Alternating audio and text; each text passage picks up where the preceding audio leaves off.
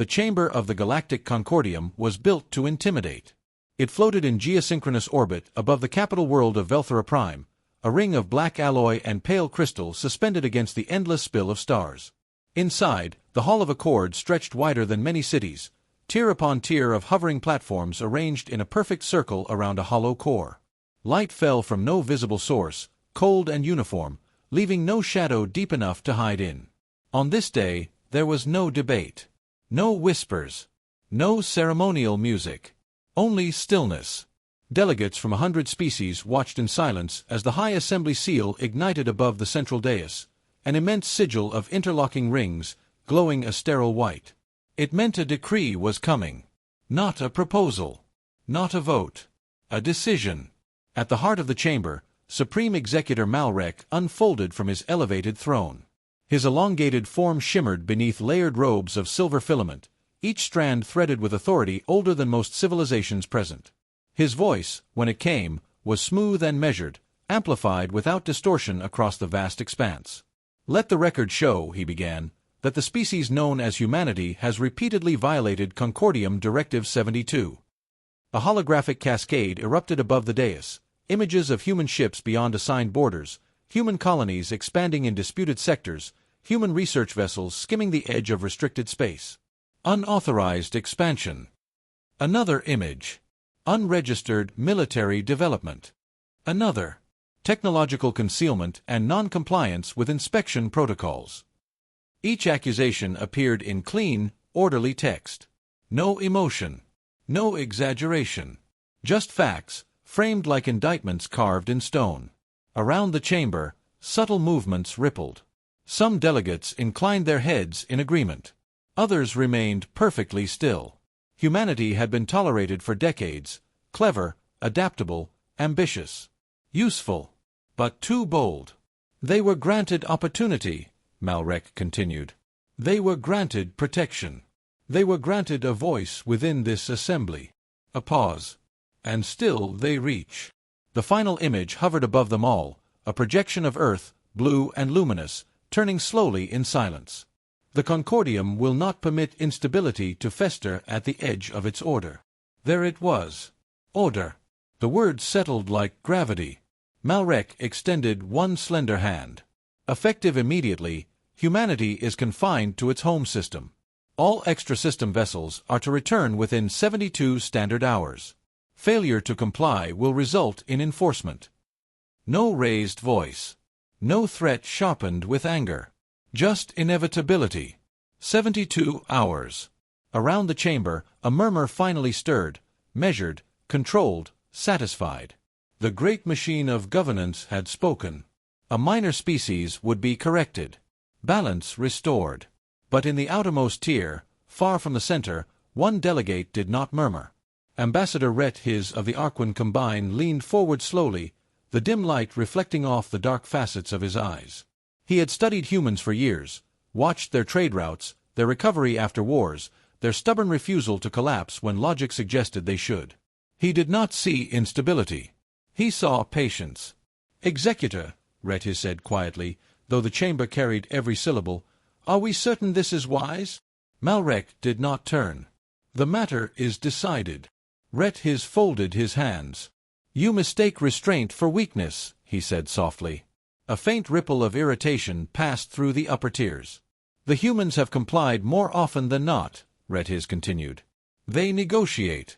They endure. They adapt. And now," Malrek replied, "they will submit." Rethis' gaze drifted to the projection of Earth, turning in silence. "No," he murmured, almost to himself. The chamber lights dimmed as the decree finalized, the seal of the Concordium blazing brighter than the stars beyond the walls. "They will not submit." He exhaled slowly. "You have never seen them truly angry." The ultimatum did not travel quietly.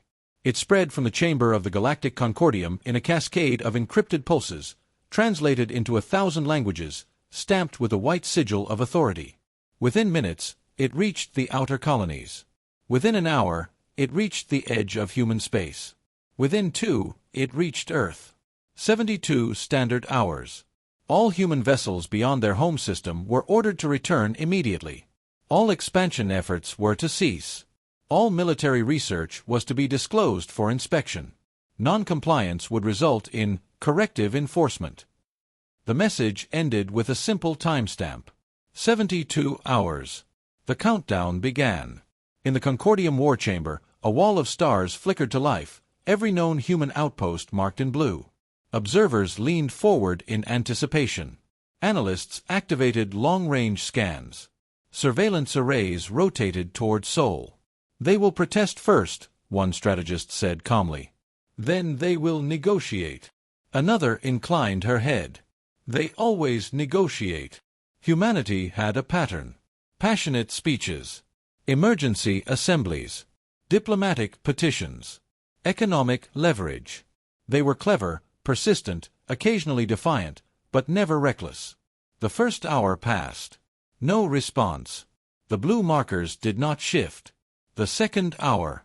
No transmission. No emergency summit request.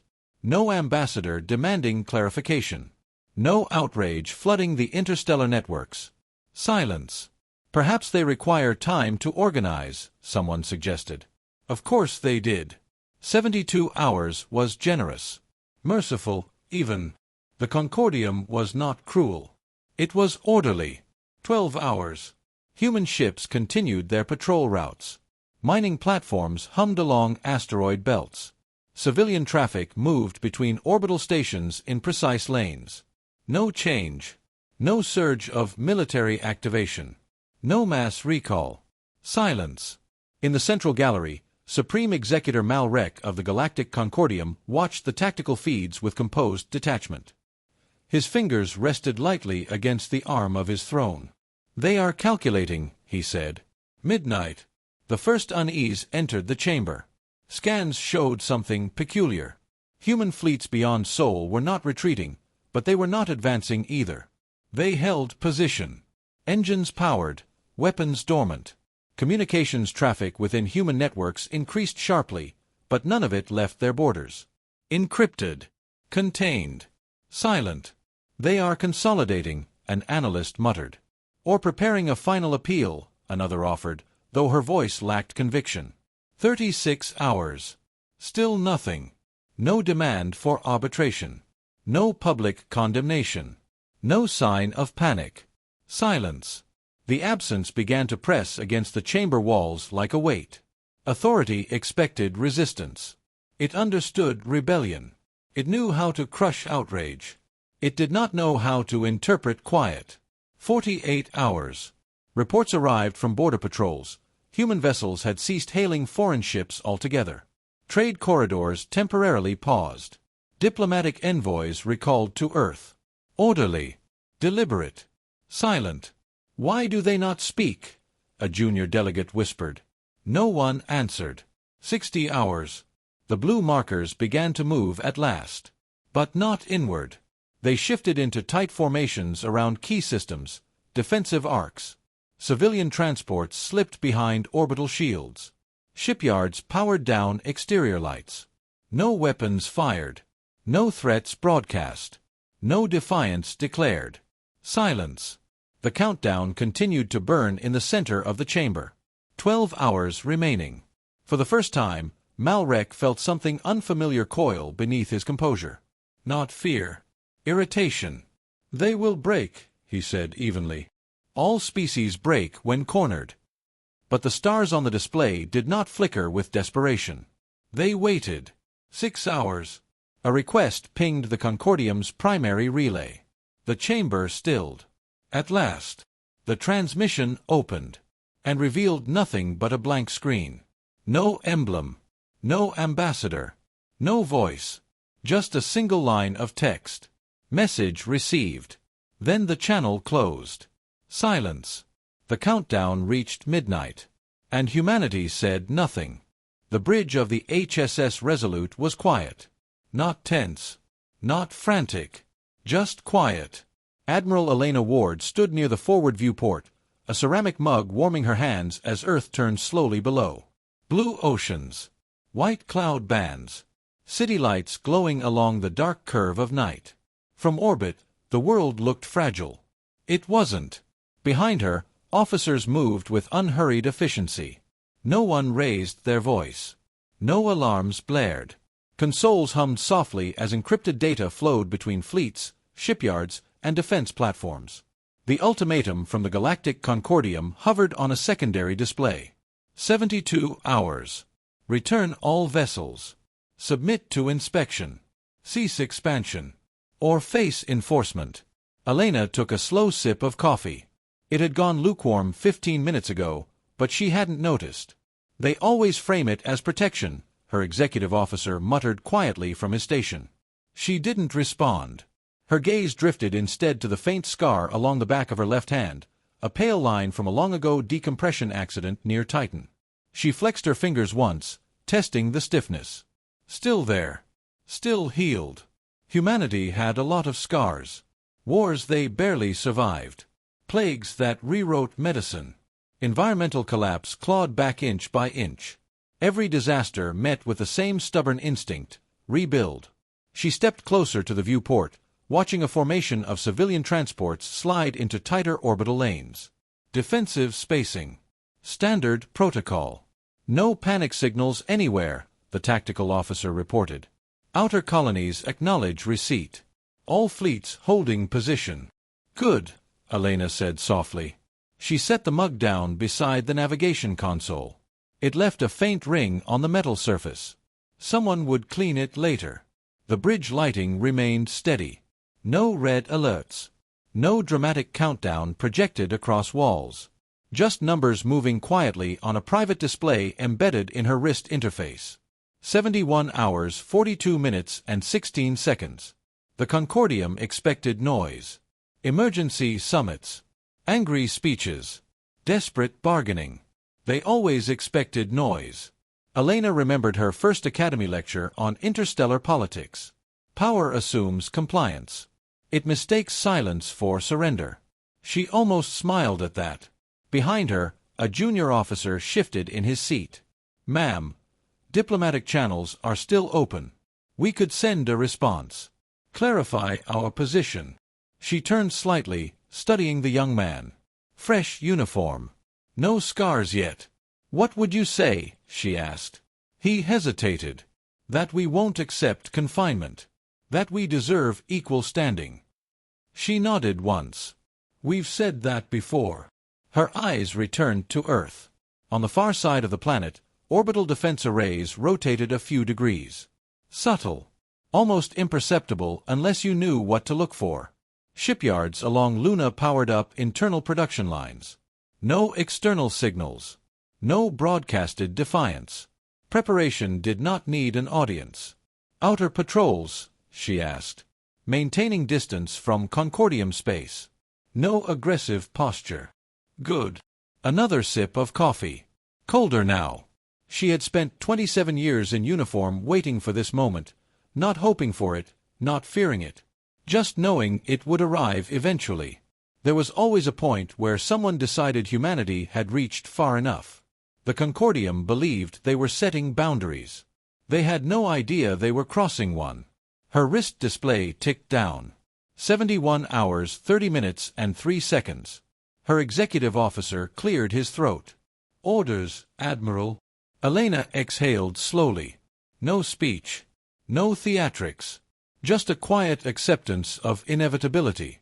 She tapped a single command into her console, authorizing Phase 0, silent mobilization across every human fleet.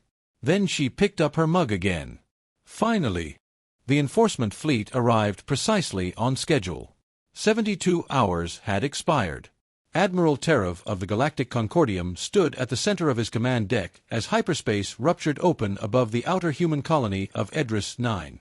112 warships emerged in immaculate formation, silver hulls gleaming, shield arrays humming at standby power.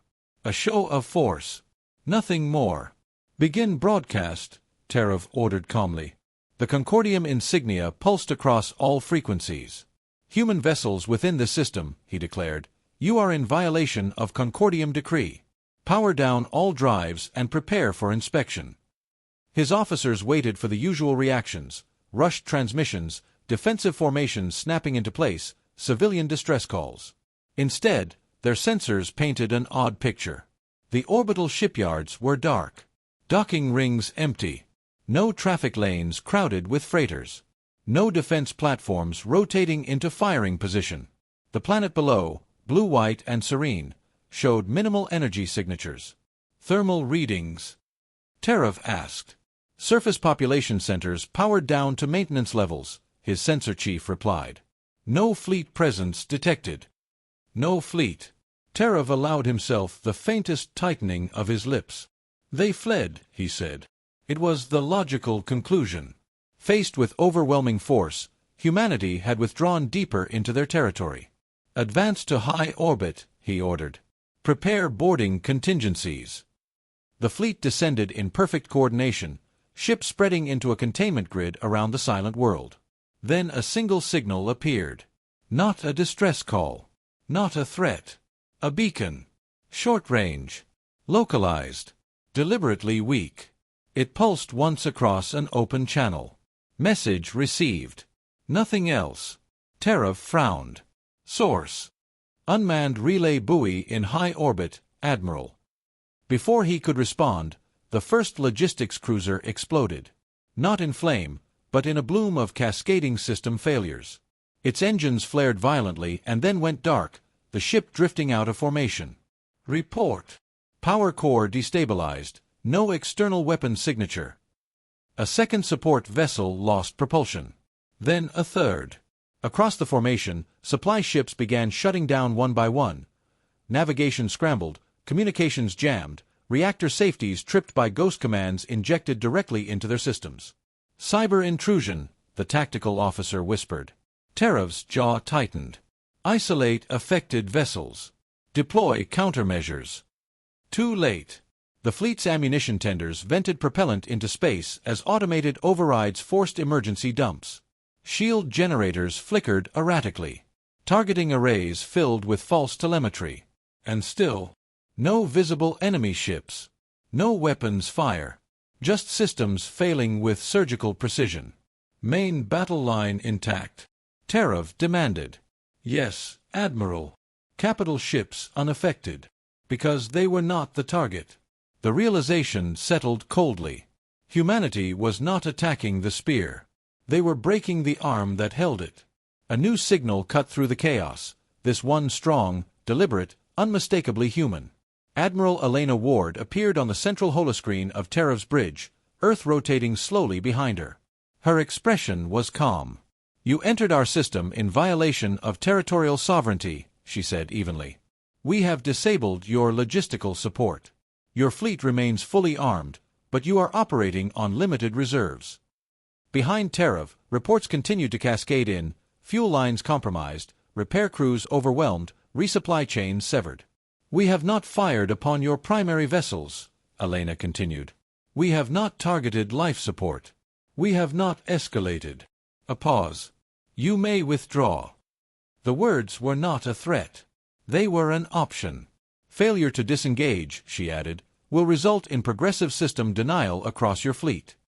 Terav stared at her, fury and dawning understanding mixing behind his eyes. Humanity had not run. They had prepared. And they had chosen restraint. His fleet hung in orbit above an empty world, engines starving, support crippled, yet still alive. Elena's final words were quiet. Leave. The beacon pulsed again. Message received. Humiliation does not sit well with empires. Within days of Admiral Terav's forced withdrawal, the chambers of the Galactic Concordium were no longer calm, they were furious. What had been framed as corrective enforcement was now described as an act of aggression by a non-compliant species. The narrative shifted quickly, carefully. Humanity had not defended its borders, they had attacked a lawful fleet. Political confidence returned like a tide. If one task force had been inconvenienced, then 10 would not be. Orders rippled outward across Concordium space. Reserve flotillas were recalled. Defense groups from core systems reassigned. Shipyards accelerated production cycles. Within weeks, the largest armada assembled in a century gathered at the edge of human-controlled territory. 800 capital ships. Thousands of escorts. Carrier groups thick with strike craft. a wall of alloy and plasma stretching across the stars. "This will end the matter," Supreme Executor Malrek stated evenly from the Central Command dais. "Humanity has demonstrated technical ingenuity. Nothing more." Strategic projections hovered in the air before him, human fleets mapped in scattered clusters across multiple systems. "Disorganized," one analyst observed. "No unified defensive line." "Fragmented positioning," another agreed. "They cannot defend all fronts." The data appeared reassuring. Human vessels were dispersed, small formations orbiting distant colonies, patrol groups lingering near asteroid belts, several ships docked in civilian infrastructure hubs. No grand armada. No concentrated defense. "They lack numbers," Malrek concluded. "Their previous success relied on surprise. This time, there will be no such advantage." Across the vast flagship bridge, officers nodded. Confidence thickened the air. But at the far edge of the command circle, strategist Vaylor remained silent. He studied the projection longer than the others. "Executor," Vaylor said carefully, "their formations are deliberate." Malrek did not turn. "Explain." "They are not retreating," Vaylor replied. "They are positioned near trade arteries, communication nexuses, resource corridors. Defensive placements," Malrek dismissed. "Perhaps," Vaylor allowed. "Or perhaps they are waiting for us to commit fully." A faint ripple of impatience moved through the command staff.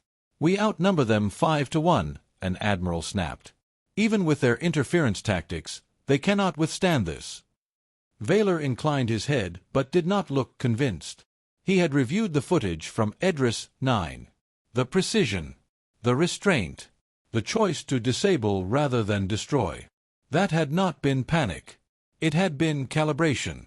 On the main display, the Concordium Armada began its synchronized advance toward human space, engines igniting in a blaze of ordered power. Malrek watched the fleet surge forward. "They will scatter," he said with quiet certainty. Vaylor's gaze lingered on the faint blue markers of human ships. They were not scattering. They were holding. And for the first time since the decree was issued, Vaylor felt something colder than doubt settle in his thoughts. Not fear. Recognition. The massive Concordium Armada crossed into human-controlled space expecting decisive engagement. It never came. There was no grand fleet waiting in formation. No heroic last stand. No battlefield worthy of legend. Instead, there was distance. Human ships withdrew just beyond optimal firing range, never clustering, never committing. They appeared briefly on sensors, then vanished into debris fields, gas clouds, gravitational eddies that distorted long-range scans. And then the bleeding began. The first supply convoy disappeared 3 days into the campaign. Not destroyed, disabled. Drives sabotaged mid-transit by malware seeded weeks earlier through compromised navigation updates. The second convoy arrived at its destination with empty fuel reserves. Automated siphoning protocols had drained it dry en route, rerouting energy into harmless thermal dumps that left no obvious trace. Repair tenders reported corrupted diagnostics. Ammunition shipments arrived mislabeled, incompatible with the receiving platforms. Nothing dramatic. Nothing explosive. Just inefficiency. Across multiple systems, Concordium shipyards found their raw material shipments delayed. Mining outposts reported technical faults. Transport routes experienced cascading failures in traffic coordination algorithms. Meanwhile, human colonies near the front lines went dark. Not destroyed, evacuated. By the time Concordium fleets reached them, orbital habitats were empty, industrial centers stripped of essential components, data cores wiped clean. Even atmospheric processors had been carefully deactivated. There was nothing to conquer. Only empty infrastructure and the quiet hum of abandoned machines. Strategist Vaylor observed the campaign metrics in growing silence. "Our munitions expenditure has increased 27%, an aide reported. Fuel reserves are depleting faster than projected. Maintenance cycles extended due to unexpected system strain." "Engagement losses?" Vaylor asked. "Minimal. Human forces refused direct confrontation." "Of course they did." Human vessels struck only at vulnerable moments, isolated patrol craft, lightly guarded depots, communication relays operating on reduced encryption, precision strikes, immediate withdrawal, never lingering long enough to invite retaliation. Weeks passed. The Concordium Armada remained intact, but its endurance eroded. Insurance markets in core systems destabilized as trade routes faltered. Merchant guilds began lobbying for resolution. Border species questioned the cost of a prolonged campaign against a single, contained civilization. Political debates resurfaced within the Galactic Concordium. Quietly at first, then openly. This was meant to be corrective, one delegate argued. Not economically catastrophic. There were still no grand human victories to broadcast. No triumphant speeches. Just steady attrition. The Armada had entered human space like a blade. Now it moved like a burden. And humanity remained silent. The shift did not begin with gunfire. It began with a map. On the central strategic display within the command sphere of the Galactic Concordium, a new anomaly appeared along the Perseid Transit Corridor, the primary hyperspace artery linking the Concordium core worlds to the outer fleets. At first, it registered as gravitational interference. Then traffic reports started failing. Convoys attempting to jump through the corridor were forcibly ejected mid-transition, their drives overloaded by synchronized disruption fields. Navigation beacons blinked offline one by one, replaced by encrypted human transponders broadcasting stable spatial harmonics. The corridor had not been destroyed. It had been claimed. Long-range scans revealed the source, a lattice of previously undetected installations hidden within a dense stellar nursery, a region dismissed decades ago as too unstable for infrastructure. Human engineering platforms unfolded from the dust like silent architecture. Defense satellites pivoted into overlapping coverage arcs. Interdiction fields locked the hyperspace corridor into a controlled bottleneck. Every Concordium fleet beyond that point was now isolated from its primary resupply and reinforcement route. Not annihilated. Trapped. Strategist Vaylor studied the projections with a still expression. "They constructed this years ago," he murmured. "Incrementally. Masked as civilian research arrays." Supply metrics plummeted instantly. Fuel reserves for outer Armada groups dropped into critical thresholds. Munitions replenishment timelines stretched from days to months. The Concordium could push forward, but at catastrophic cost.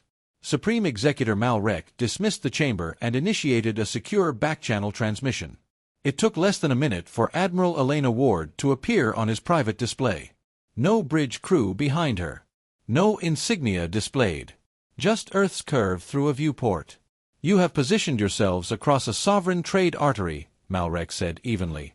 "It intersects our declared expansion vector," Elena replied. "You confined us to one system. We adapted. You are holding our fleets hostage."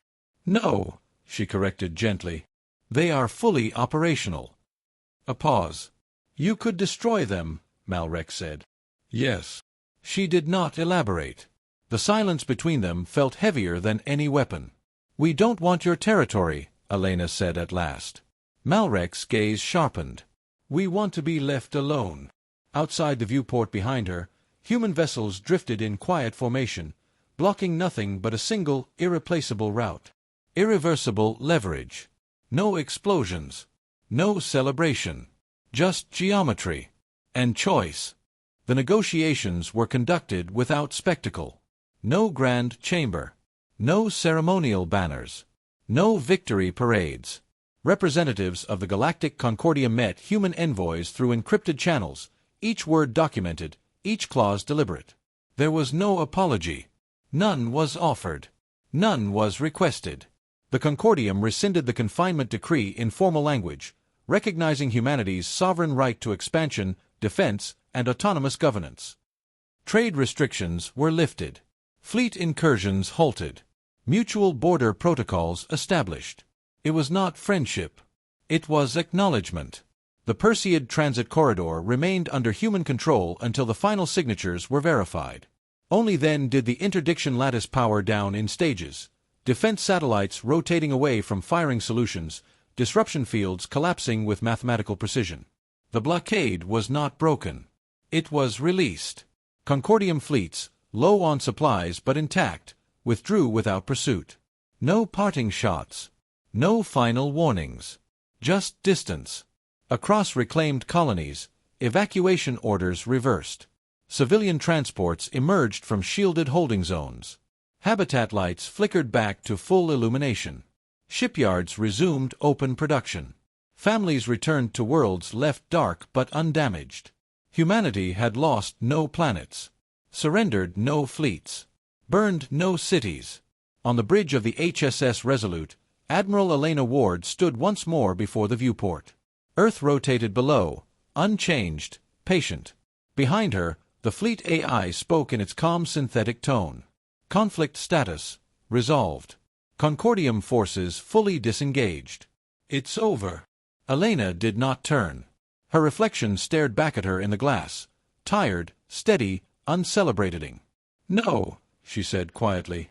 It's starting. Starting what? Not war. Not conquest. Something quieter. A precedent. For centuries, power in the galaxy had meant dominance. Larger fleets, louder decrees, heavier hands. Humanity had demonstrated something different. They had not overwhelmed the Concordium. They had outlasted it. They were not the strongest species in known space. Not the fastest. Not the most numerous. But they were the one that endured. The one that adapted faster than it could be confined. The one that prepared in silence. The one that refused to stop moving forward, even when told to stand still. Below, sunlight crept across Earth's oceans, scattering gold across the horizon. The galaxy had expected panic. It had received silence. And in that silence, humanity had redefined strength.